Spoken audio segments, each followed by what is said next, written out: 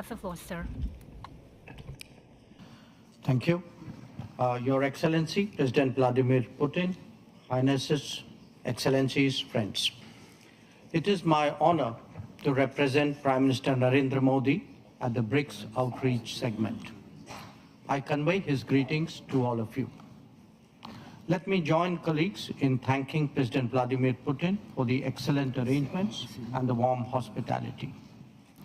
Excellencies, we face the paradox that even as forces of change have advanced, some long-standing issues have only become more complex. On the one hand, there is the steady diversification of production and consumption. Nations that attained independence from colonialism have accelerated their development and socio-economic progress. New capabilities emerged, facilitating the harnessing of more talent.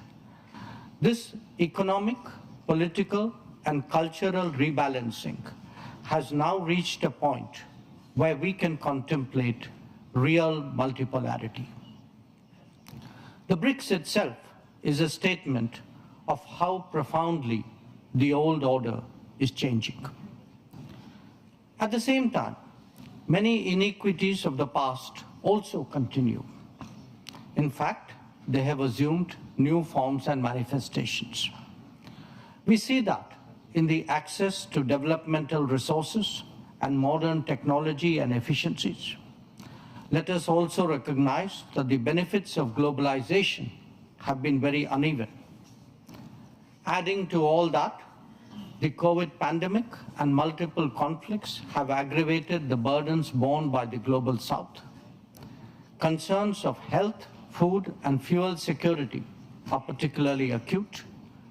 The Summit of the Future underlined that the world is in real danger of falling significantly behind in realizing SDG targets. How do we reconcile this contradiction and ensure that the benefits of change reach those who are currently left behind? How do we create a more equitable global order?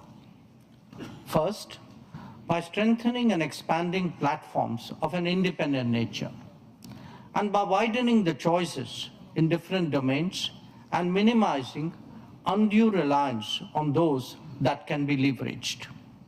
This is really where BRICS can make a difference for the global South.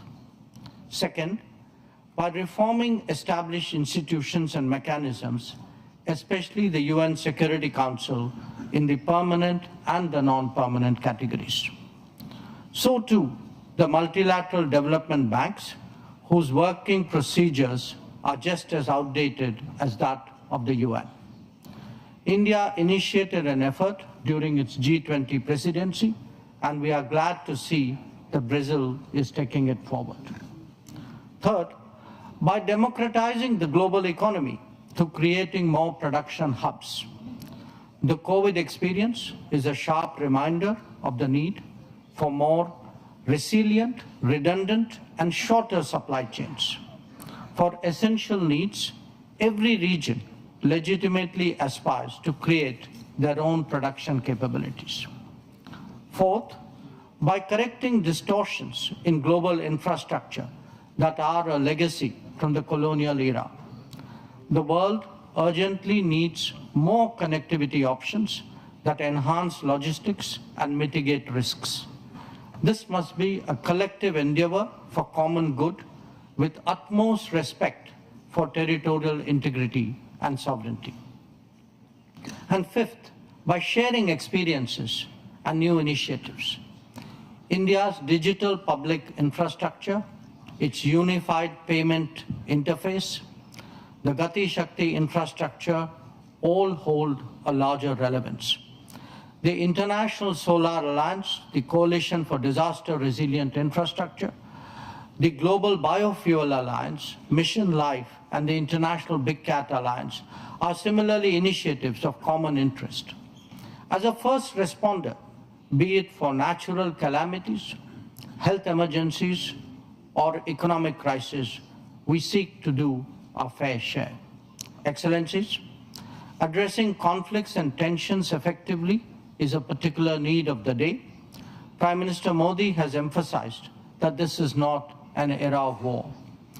Disputes and differences must be settled by dialogue and diplomacy. Agreements, once reached, must be scrupulously respected. International law should be adhered to without exception, and there should be zero tolerance for terrorism.